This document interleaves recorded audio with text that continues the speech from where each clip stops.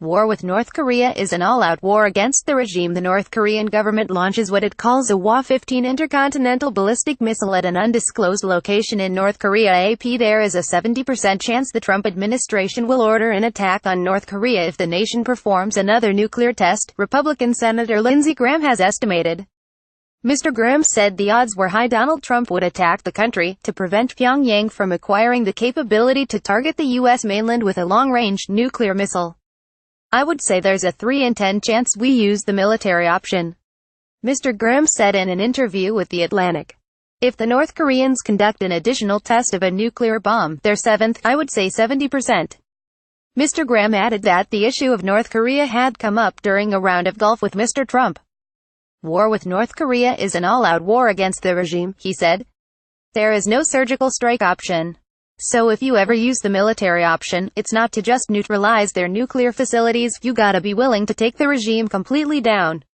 Senator Lindsey Graham said there was a high chance the president would attack North Korea. Reuters. He also said he was 100% convinced that China is a rational actor, and suggested a credible U.S. threat of military force against North Korea could pressure Beijing into increasing its own efforts to control Pyongyang.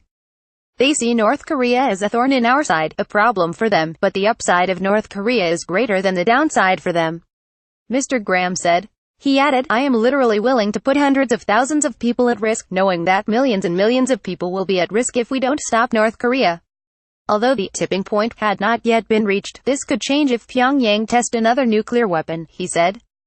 North Korea carried out its 6th nuclear test in September, announcing it had successfully tested a hydrogen bomb. It has since threatened to carry out a 7th test in the Pacific Ocean, which could pose a huge risk to shipping and aircraft and further inflame tensions with the U.S. Speaking on BBC Radio 4's Today program on Friday, American diplomat Christopher Hill, the former U.S. negotiator with North Korea, said there was a need for a comprehensive policy to address the issue. I think there is a lot of reasons to be sleepless over this, he said. I think Kim Jong-Un is very much dedicated to his father's unfinished business, in the sense his father wanted the country to go nuclear but did not succeed because of his relationship with China. So Kim Jong-un has essentially broken off his relationship with China.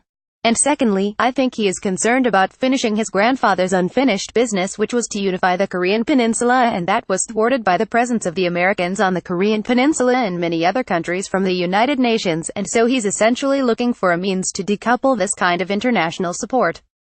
I think he thinks nuclear weapons are a way to do that. So there are a lot of reasons to be losing sleep these days. Reuse content. We use cookies to enhance your visit to our site and to bring you advertisements that might interest you. Read our privacy and cookie policies to find out more.